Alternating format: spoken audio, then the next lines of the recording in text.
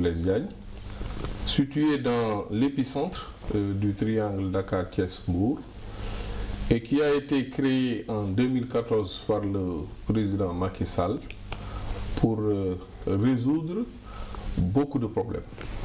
Un des problèmes, c'est qu'il fallait trouver, pas très loin de Dakar, un lieu pour pouvoir abriter des activités créatrices de richesse et d'emploi, abriter également des équipements d'envergure qui ne pouvaient pas être localisés à Dakar, mais aussi un lieu de production de logements pour faire face au déficit du logement qui est enregistré à Dakar, pas moins de 150 000 logements avec une demande additionnelle de 20 000 logements, mais aussi un lieu pour pouvoir recevoir de grands équipements dans le domaine de l'éducation, dans le domaine de la logistique, dans le domaine de l'événementiel, mais surtout dans le domaine de l'industrie.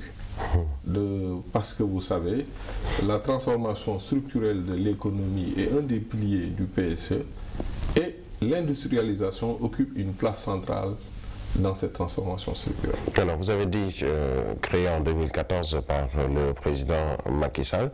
Vous, en tant que ministre de l'Urbanisme et de l'Aménagement du territoire, vous étiez déjà dans ce projet un peu antérieur, même s'il ne s'agissait pas d'un pôle urbain, mais il y avait également d'autres projets qui étaient prévus dans Diamniadio avec l'Ancien Régime. L'Ancien Régime avait prévu la plateforme industrielle. Toujours à Diamniadio.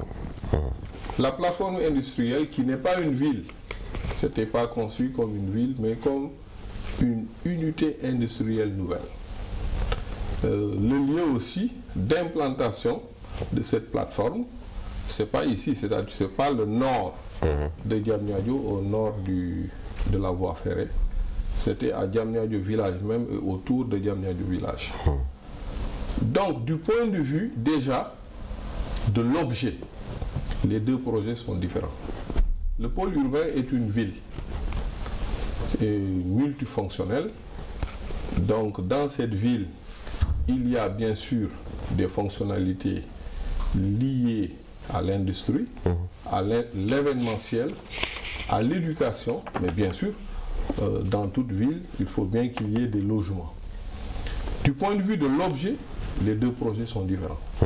Du point de vue aussi de la localisation, les deux projets sont différents.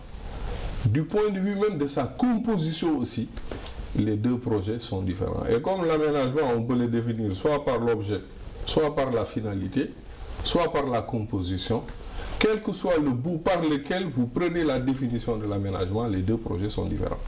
Projets différents, mais finalité, on peut le dire, c'est surtout de désengorger Dakar, entre autres, pas seulement sur le plan industriel. Vous avez cité tout de suite les différentes structures et autres projets qui sont sur Diamniadio. Où est-ce que vous en êtes depuis justement 2014, date de création ou de mise sur pied de ce projet, et aujourd'hui en 2019, déjà en début 2019? Bon, s'il s'agit de faire un bilan, nous pouvons dire aujourd'hui toute la partie, bien sûr, à la première année, liée à la planification spatiale est déjà achevée. C'est quelques 16 km². Nous avons 16 km². Si vous voulez, en termes d'hectares, c'est 1644 hectares. Si vous voulez avoir une bonne mesure de cela, vous connaissez bien les parcelles assainies. Le pôle urbain de Diamniadio, c'est 4 fois les parcelles assainies. Ou bien, vous pouvez dire aussi, c'est 4 fois le plateau de Dakar. Donc, un schéma directeur opérationnel qui est déjà réalisé. Nous avons aussi, en termes de travaux, nous sommes assez avancés sur la structuration du pôle, qui est structuré en 4 arrondissements, et chaque arrondissement est composé d'un ensemble d'équipements. Chaque arrondissement, sa superficie est de 400 hectares. Et nous avons aujourd'hui entamé la réalisation de tout ce qui est lié à la voirie, à l'alimentation en eau, au drainage des eaux pluviales, à l'évacuation des eaux usées et également au réseau de télécommunications. Mais pour ce qui concerne les édifices, beaucoup d'équipements structurants ont été réalisés. Un des premiers édifices, et qui est emblématique, très bien connu de tous les Sénégalais, c'est le Centre international de conférence Abdou Diouf, qui a connu depuis lors une vie assez intense, parce que pas moins de 60 conférences ont été abritées. C'est une manière de dire qu'il n'y a pas qu'un seul bâtiment, comme certains voudraient le faire croire. Non, il n'y a pas un seul bâtiment, il y a le Centre international de conférence. Depuis lors, à côté, il y a un hôtel 5 étoiles qui est là. Il y a le pôle ministériel du premier arrondissement, c'est 41 000 mètres carrés, qui connaît même une vie, parce que depuis 6 mois, ce pôle abrite les ministères de l'agriculture, de l'élevage et de la pêche. Et le pôle ministériel du deuxième arrondissement, 60 000 mètres carrés, est prêt. Il sera inauguré par Monsieur le Président de la République le mercredi prochain, et qui va recevoir une douzaine de ministères. L'université Amadou Mokhtar Mbow, les travaux sont très avancés. L'ARENA a été inaugurée. Et aujourd'hui, le centre aussi des expositions qui pourrait recevoir des foires, des salons, a été inauguré il y a un mois. Le marché d'intérêt national et la gare des gros porteurs sont déjà réalisés. La gare ferroviaire est déjà réalisée. Et n'oublions pas aussi tous ces logements qui sont mis en chantier. Pas moins de 12 promoteurs sont sur le terrain et qui réalisent beaucoup de logements qui sont presque vendus.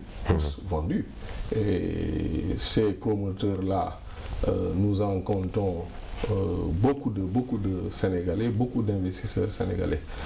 On reviendra sur justement ces investisseurs sénégalais, mais tout ceci a un coût. Est-ce que globalement on peut savoir le coût global de cette nouvelle ville, puisqu'il s'agit d'une nouvelle ville de Diamniadio, pour justement édifier l'opinion sur ce qui est en train d'être fait? Bon, déterminer le coût d'un projet dont l'exécution s'étale sur une vingtaine d'années peut sembler difficile. Mais nous pouvons vous dire que du point de vue de son exécution dans le temps, le pôle urbain de Diamniadio va connaître 3 phases. La première phase, c'est ce que nous appelons la phase d'émergence, c'est la phase 2014-2019. Et la deuxième phase, c'est la phase de croissance, ou même, si vous voulez, la phase de développement, 2020-2024.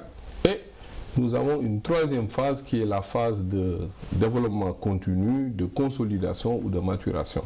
C'est la phase donc 2025-2035 qui correspond à l'horizon du PSE. En ce qui concerne la première phase, là, une bonne partie des investissements sont des investissements publics. Ça peut se comprendre. Parce que sur cette vaste assiette foncière, il fallait créer une attractivité territoriale et résidentielle.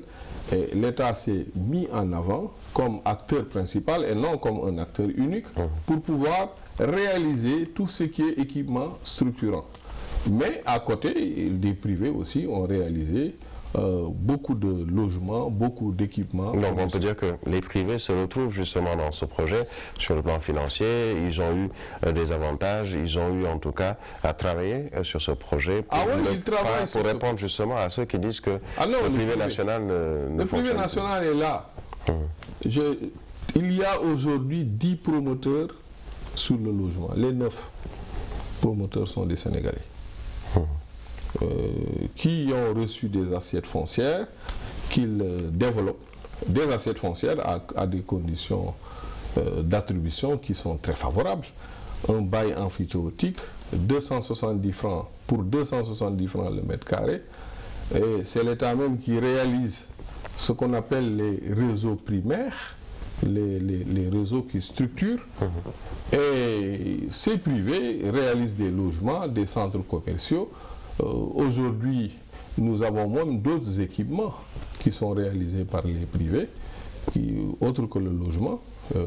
Une usine de montage d'ambulance qui est réalisée par des privés.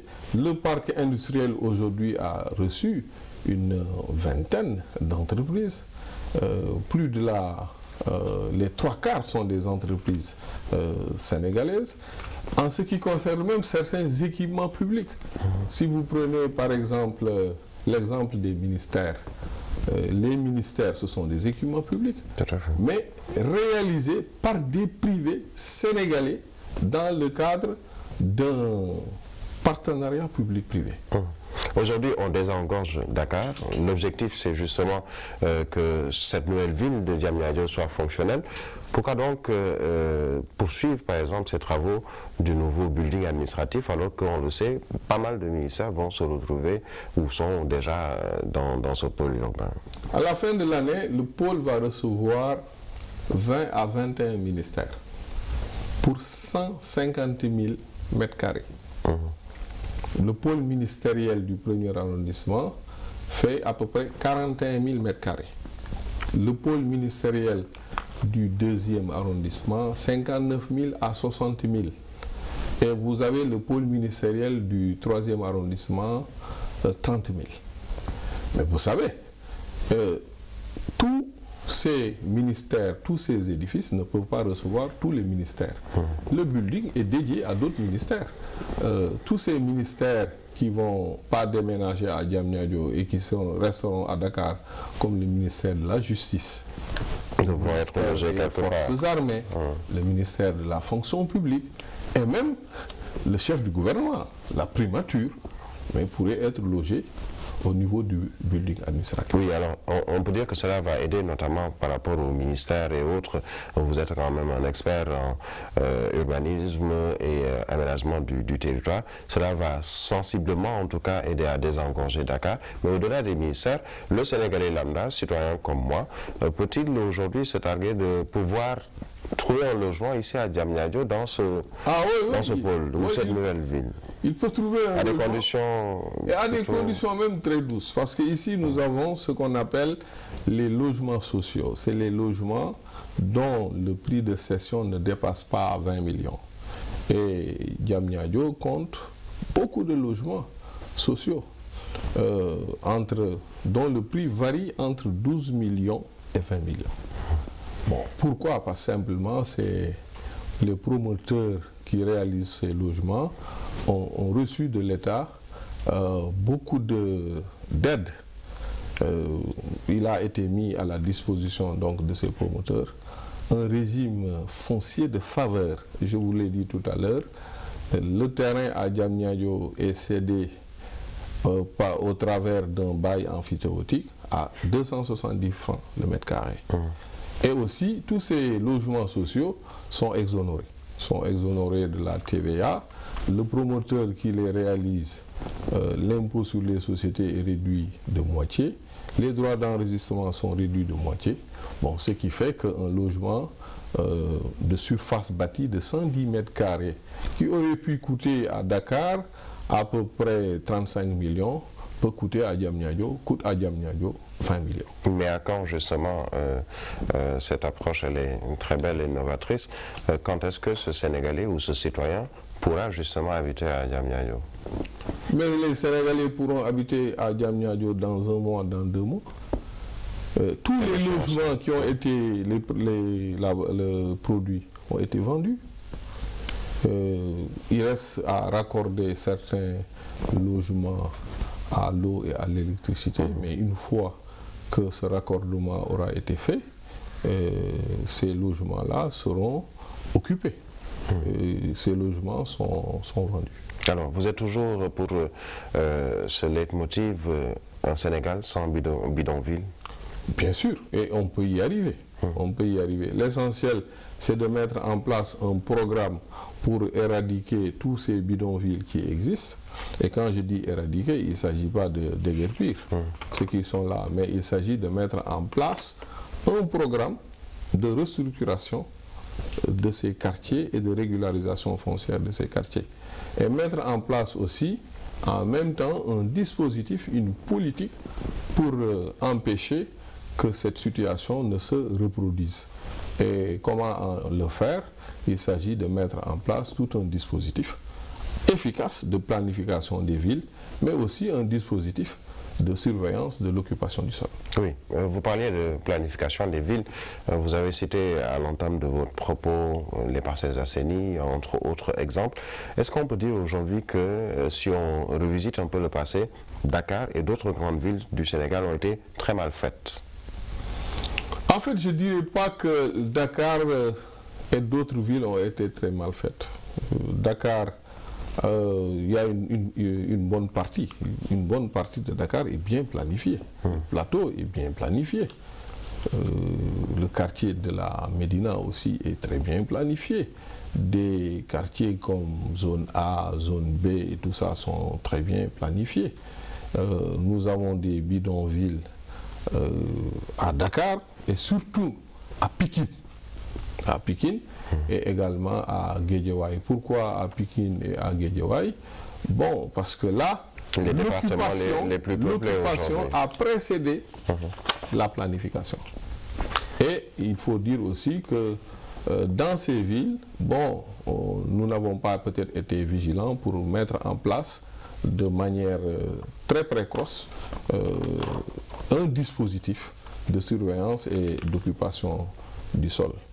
Vous savez que, en ce qui concerne Dakar, bon, l'habitat planifié a beaucoup contribué à faire de Dakar une ville qui, à un moment donné, même était considérée comme une des villes les mieux planifiées d'Afrique.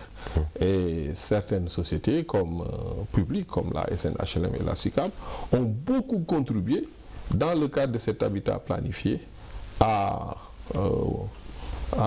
cela. Oui, alors vous parlez d'habitation, notamment dans ce pôle urbain. Nous restons dans le pôle urbain. Au-delà de l'habitation, il y a également une question qui taraude l'esprit d'un journaliste comme moi ou d'autres, à savoir l'emploi. Est-ce qu'il est pas garanti, je dirais, mais est-ce qu'on peut dire que dans ce pôle urbain de Diamniadio, des jeunes ou des moins jeunes vont justement pouvoir avoir accès à cet emploi? Mais bien sûr, au départ même quand j'ai défini ce que c'est qu'un pôle urbain, je l'ai défini à partir de la variable emploi. Je vous ai dit c'est un lieu de création de richesse et d'emploi. Pourquoi? Parce que nous avons aussi constaté que pendant longtemps, dans le cadre du développement des villes et de l'urbanisme, on a privilégié le logement. Nous pensons qu'il faudrait prendre le problème maintenant à l'inverse, en mettant en avant la fonction travail, la fonction de création de richesse et d'emploi. Et c'est ce principe-là qui a guidé la planification et l'exécution du pôle urbain de Diamniadio et demain aussi du pôle urbain du Lac-Rose. Aujourd'hui, par exemple, toutes ces fonctionnalités de Diamniadio créent beaucoup d'emplois. Le parc industriel, il est prévu 23 000 emplois sur cette assiette de 53 hectares, 530 000 mètres carrés, 23 000 emplois. 23 000 des emplois formels. Parce que l'industrie offre, c'est ça l'intérêt de l'industrie. L'industrie, elle offre des emplois formels, des emplois durables. Et ici, dans les chantiers, nous sommes ici, donc, c'est des chantiers, donc pour le bâtiment, la main-d'œuvre locale, et c'est beaucoup de jeunes des communes environnantes qui travaillent ici. Les hôtels aussi, tout ce qui est réalisé dans le cadre de la promotion de l'industrie événementielle, le CICAD, le Centre international de conférence Abdou Diouf, est aussi un lieu qui emploie beaucoup de monde, de jeunes. Et l'hôtel aussi, il est prévu de réaliser une dizaine d'hôtels. Et tous ces hôtels-là aussi vont pourvoir, vont générer beaucoup d'emplois. L'université Amadou Mokhtar Mbow, c'est quoi? Ce sont des enseignants qui seront là, c'est un personnel administratif qui sera là. Les pavillons universitaires, ce sont aussi des travailleurs beaucoup de travailleurs qui seront là. Tout ce qui est en train de se faire au niveau de la Cité des Nations Unies. Si vous prenez aussi le marché d'intérêt national et la gare des gros porteurs, le marché d'intérêt national, c'est 50 000 mètres carrés.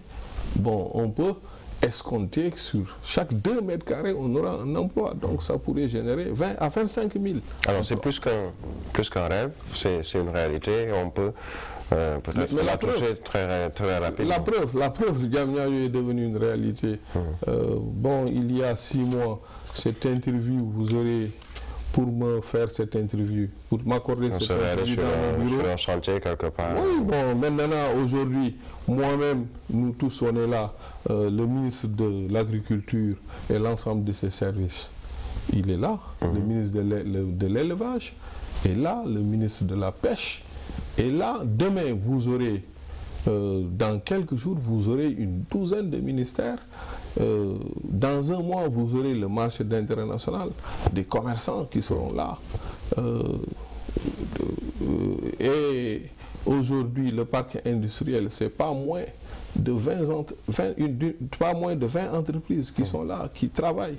Donc le pôle n'est plus un rêve, c'est une réalité. C'est une réalité. Une réalité. Ce n'est plus seulement aussi une opération d'aménagement, c'est devenu une ville.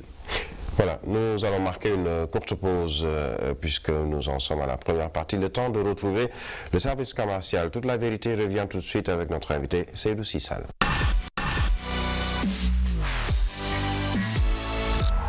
Sen TV.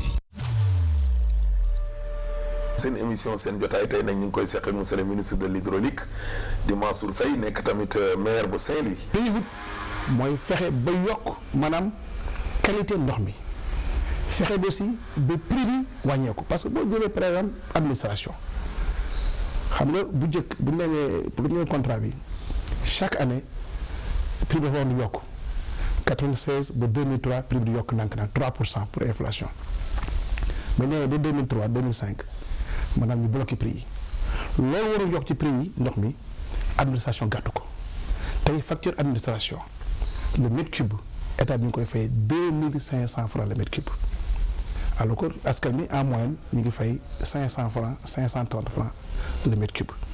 Donc pour ñun réforme bi bu ñëwee non seulement facture administration war na mën a wàññeeku waaye war nañu mën a xool nu ñu war a mën a wàññi facture ndox mi. Dimanche sur Sen TV. Dimanche. Vous aviez promis qu'une fois élu, vous allez régler les problèmes de l'école. Dès à présent, je demande au gouvernement de prendre toutes les dispositions requises. Sénégal. Merci beaucoup. En fait, le bidaa bi lu war gas suul ñun ñëpp benn lañu.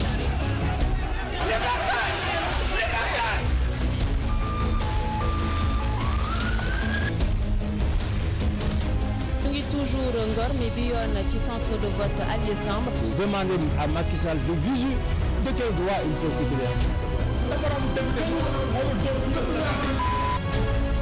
ñu nekk fii ci li Touba. li nga xamante ne moo di 18 safar.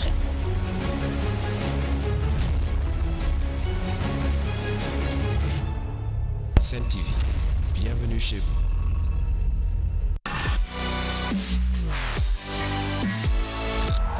Sen TV.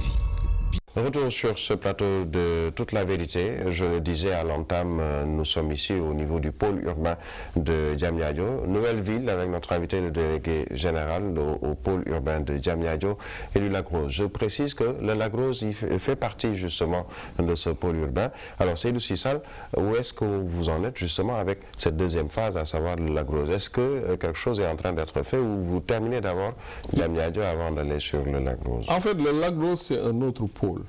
C'est-à-dire un autre pôle sur donc la Grande Côte, à aussi une trentaine de kilomètres de Dakar et à une dizaine, 12 kilomètres de manière très précise du pôle urbain de Diamniadio. Le Lac-Rose, nous avons démarré le travail, mais par la phase conception. Le schéma directeur opérationnel est déjà élaboré.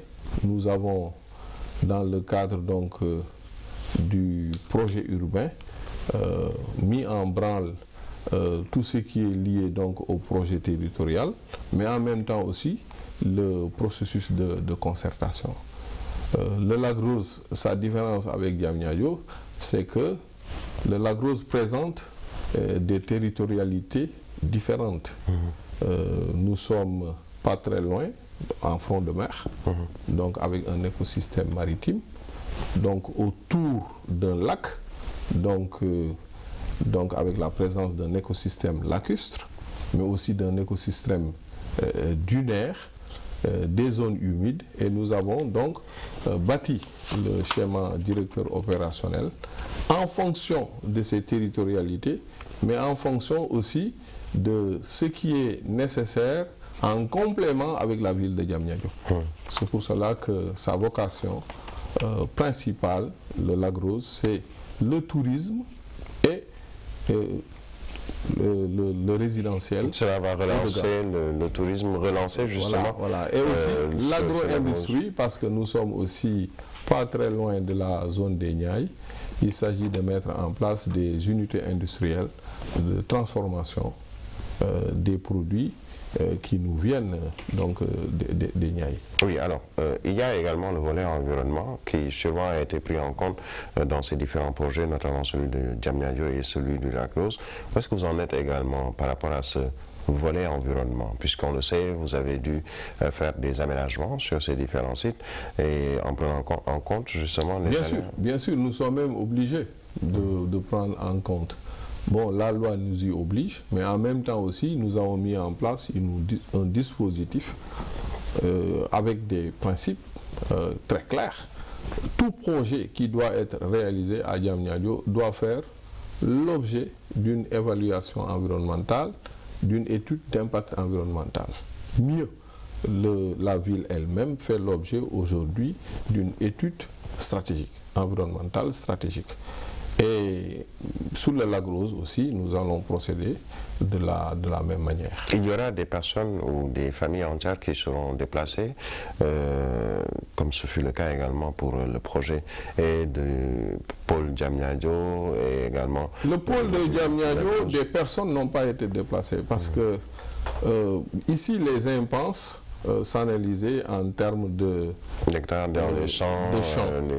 vergers et quelquefois des constructions qui accompagnent ces vergers.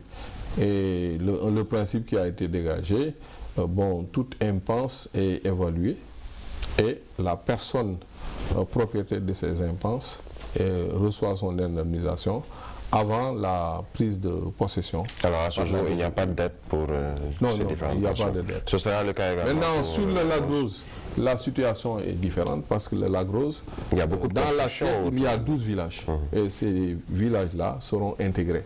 Mieux même, on a mis en place un dispositif pour la restructuration et la régularisation foncière de ces villages. Donc le schéma directeur opérationnel intègre l'existant, dont les villages et la vie dans ces villages.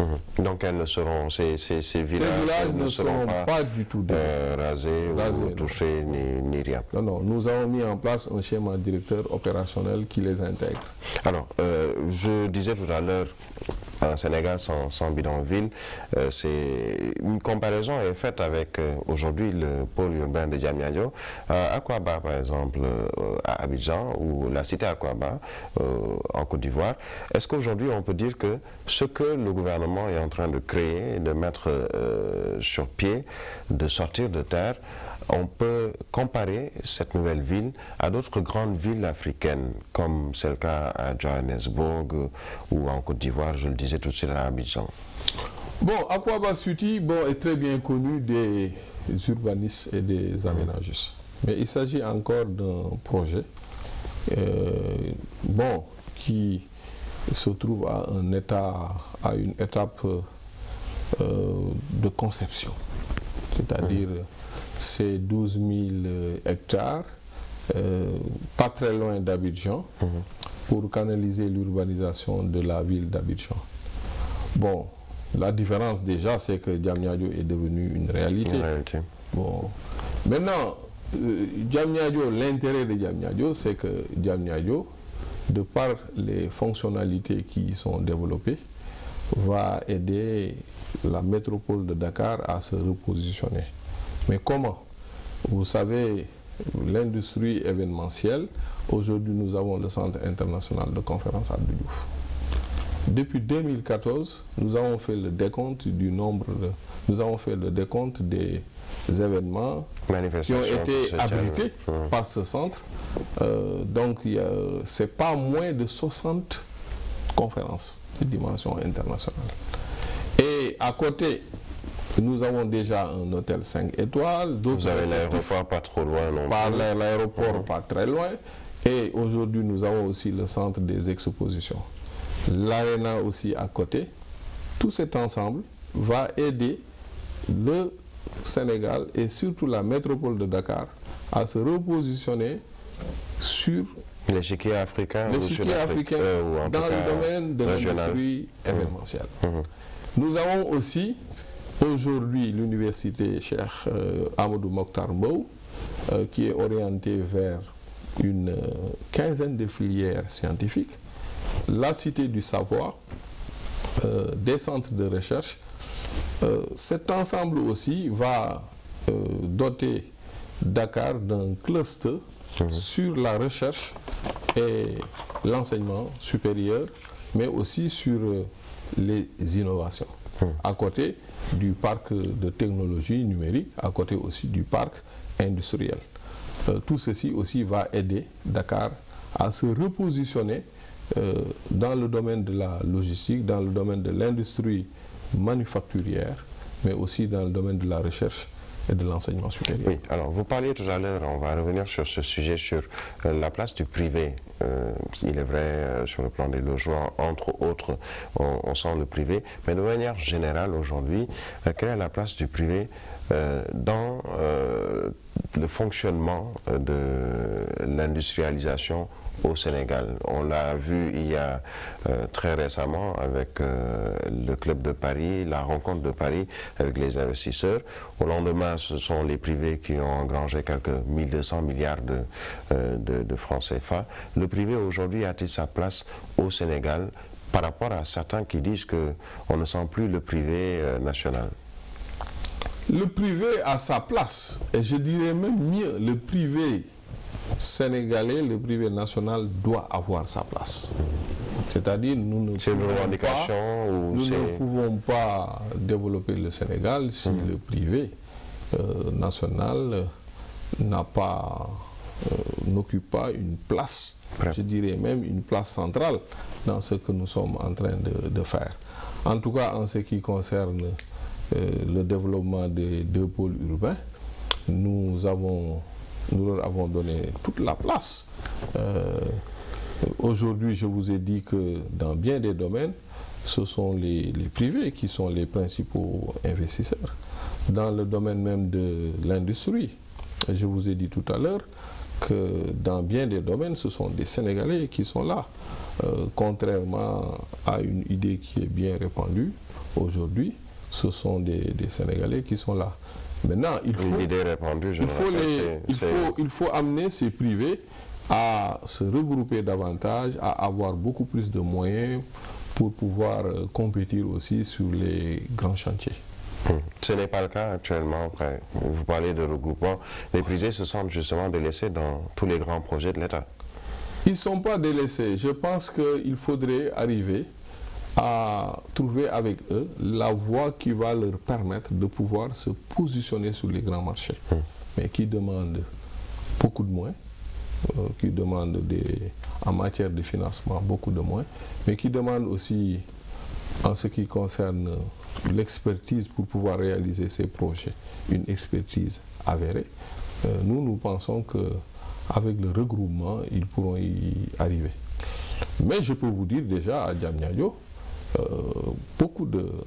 nous pouvons compter beaucoup de projets. Nous avons ici beaucoup de projets qui sont réalisés, de grands projets qui sont réalisés par les privés nationaux.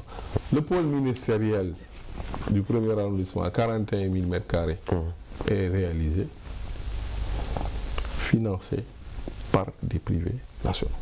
le pôle ministériel du 2e arrondissement. Il s'agit de bâtiments, entre autres, mais par rapport à l'industrialisation. Sur l'industrie également, une bonne partie des assiettes qui sont proposées par l'APROSI sont aujourd'hui occupées par des privés sénégalais. Alors nous sommes à quelques encablures de la présidentielle, sans pour autant, pour éviter justement de tomber sous le coup d'un arrêt du CNRA. Aujourd'hui, comment appréciez-vous le landerneau politique avec après les parrainages, ces difficultés qu'il y a eu, des candidats qui crient au voleur, une élection qui se fera peut-être finalement avec 7 candidats sur 100 et quelques qui étaient retenus au tout début, ou en tout cas qui voulaient être candidats à la candidature.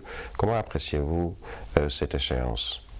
Cette échéance, bon, en ce qui concerne le parrainage, je pense que le parrainage est une bonne chose. Parce qu'il faut aller à une rationalisation de l'espace politique. Et je pense que le parrainage nous donne déjà une idée vraiment de ce qui pourrait constituer l'espace politique dans l'avenir. La deuxième chose, maintenant en ce qui concerne l'élection en tant que telle, bon, naturellement, je souhaite que, et j'y travaille même, que mon candidat, le président Macky Sall, remporte haut la main cette élection. C'est légitime. Pour pouvoir poursuivre le travail qu'il a entamé au bénéfice des Sénégalais. C'est tout à fait légitime de le souhaiter à votre candidat, mais au-delà, on le sent, une certaine tension justement née de ces parrainages-là. Peut-on aller vers une échéance électorale avec autant de tension? Est-ce qu'il n'y a pas, vous en tant qu'homme politique qui êtes dans la politique... Mais moi je ne sens pas la tension. Vous ne la sentez pas. Bon, c'est vrai que vous êtes assez loin de Dakar. Non, même je travaille à Dakar, mais je travaille à Diamniadio, j'habite encore à Dakar. Vous écoutez les informations toujours. Mais j'ai les informations, mais je ne sens pas une tension. Tout va très bien, donc c'est peut-être quelques difficultés, mais c'est normal. C'est-à-dire que le terrain politique, mais c'est normal, toutes ces controverses autour du parrainage, autour du fichier électoral, mais c'est normal. Faut-il une politique autrement au Sénégal, contrairement à la politique dite politicienne, où quand on dit c'est un homme politique, tout de suite c'est le revers de la médaille que l'on voit, ou en tout cas c'est le négatif qu'on voit. Est-ce qu'il faudrait peut-être rechanger, reformuler la politique au Sénégal, telle qu'elle est faite en tout cas? Ah, je le pense très bien. C'est-à-dire, je pense bien qu'il faut aller vers un scénario où le politique est au service du peuple. Je pense qu'on va y arriver aussi. Je demande ça parce que on va y arriver parce que de plus en plus on voit que c'est même devenu une demande des citoyens. Et c'est le peuple, ce sont les citoyens qui vont pousser à ceux qui veulent faire la politique à faire ça autrement.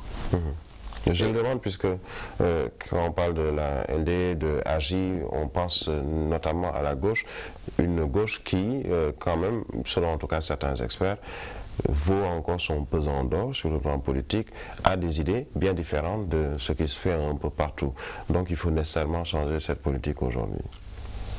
En fait, si vous avez la même conception que moi de la gauche, donc je partage donc votre idée, parce que pour moi, la politique, c'est quoi? C'est œuvrer à la transformation sociale.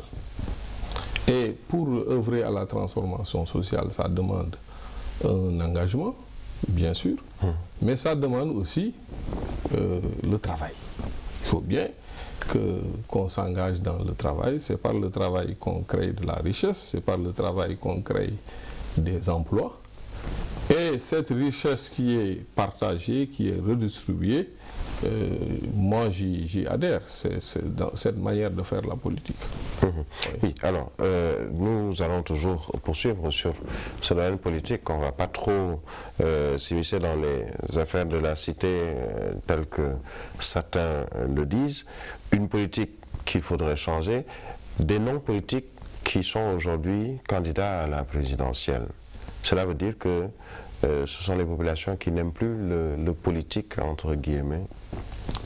Moi, je pense que, bon, il ne s'agit pas, pour moi, on peut être politique sans être dans un parti politique. L'essentiel, c'est d'avoir des idées, de s'engager pour le triomphe de ces idées, mais au bénéfice des populations. Ceux qui sont apolitiques et qui sont candidats à la présidentielle sont pour vous des politiciens déguisés? Ils ne sont plus apolitiques. Dès lors qu'ils veulent briguer les suffrages des Sénégalais, ils deviennent des politiques. Même s'ils critiquent les politiques, ils sont... Ah non, ils deviennent des politiques. Si je donne l'exemple, c'est le cas de Bougane Gueye Dany, d'Pierre Goudiaby Atepa, entre autres. Depuis que Pierre Goudiaby, mon frère Pierre Goudiaby Atepa, a décidé de briguer le suffrage des Sénégalais, il est devenu un politique. Et Ousmane Sonko, des administratifs, des directeurs de société, entre autres, l'administration un peu trop politisée, certains s'en émeuvent. Tout dépend. Je pense qu'il y a des parties de l'administration qui doivent évoluer en dehors de la politique. Mais moi, je ne vois pas de difficulté. Un directeur de société, directeur de société politique, cela ne vous pose pas de problème? Ne me pose aucun problème. Alors, et je crois qu'il faut faire la politique. Je suis convaincu. Nécessairement. Oui, bien sûr. Parce que si nous voulons transformer notre pays, il faut bien s'engager dans la politique. Mais un engagement différent de celui que l'on voit présentement, où la politique, ce sont des mots qui volent au bas de la ceinture, des coups plutôt qui volent qui sont pris au bas de la ceinture. En tout cas, moi, je suis en dehors de cette manière de faire la politique. C'est aussi ça, et je ne serai jamais aussi vraiment partisan de cette manière de faire. On vous entend peu ou prou dans la politique. Est-ce à dire que vous vous détachez plus ou moins le temps peut-être de régler le pôle urbain de Diamniadio? Peut-être que j'ai été trop pris par le travail au niveau du pôle urbain de Diamniadio, mais je suis encore dans la politique et je resterai, Inch'Allah, dans la politique. D'accord. Alors, Seydou Sy Sall, nous allons vous remercier déjà pour l'entretien que vous nous avez accordé. Merci beaucoup. Et nous souhaitons que l'autre phase du pôle puisse également vous trouver encore ici pour justement terminer ce grand projet. Merci beaucoup. Merci à vous, Seydou Sy Sall. Merci également à vous autres téléspectateurs de la Sen TV. Un autre dimanche et ce sera avec un autre invité pour toute la vérité. Merci beaucoup.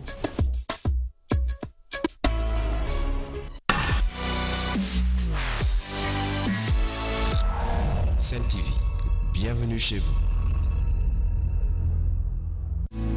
Sen émission bi di gis-gis di ngeen ko am léegi chaque mercredi et dimanche à 20h30. Sen émission bi di Sen Show chaque lundi ak jeudi à 22h30. Sen émission Talk de Sen TV chaque mardi à 22h sur la Sen TV. La grande finale au Grand Théâtre. Attention, au Grand Théâtre se déplace le 12 janvier et organise sa grande finale. Vous avez déjà suivi, aimé au Grand Théâtre. Ce sera le 12 janvier au Stadium Marius Ndiaye à partir de 15h avec comme thème jeunesse et patrimoine culturel sous le patronage du président de la République, son Excellence Monsieur Macky Sall, et de Madame Marième Sall, Première Dame, Monsieur Pape Gorguindong, ministre de la Jeunesse, Monsieur Elhadji Kassé, ministre conseiller auprès du président de la République, Monsieur Djibril Diallo, sous-préfet de Dakar, Madame Youma Fall, directrice diversité et développement culturel de l'OIF, Monsieur Zator Mbaye, ministre conseiller, Maître Babacar Ndiaye, président Fédération sénégalaise de basket, Monsieur Biran Ngom, Madame Ako Ndiaye, présidente d'Imbal Ndiabot, Madame Nafissatou Diouf, Mamkan, Chéri Papi Gueye transitaire, Balamagne Sagne, Simon Varela, Star FM, Mam Khoudia Chéri As, Mounas Bodian, Djeynaba Coiffure, Aziz Samb, Oscar des vacances, Khalil Djen, dit transitaire. Kan mooy gagner la coupe du ministre de la Jeunesse? Rendez-vous le 12 janvier au Stadium Marius Ndiaye. La grande finale de Haut Grand Théâtre, entrée VIP 10 000, yeneen entrée 1500.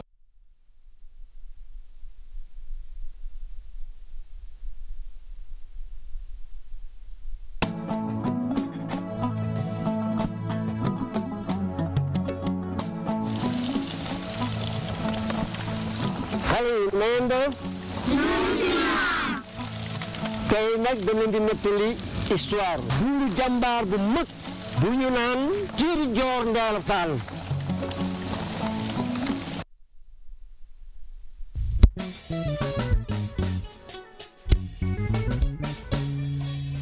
Jéeri Joor Ndeela nu ko bom ca néegi jànqeen bopp ba dem tuugal la ca des dem na mol yaama.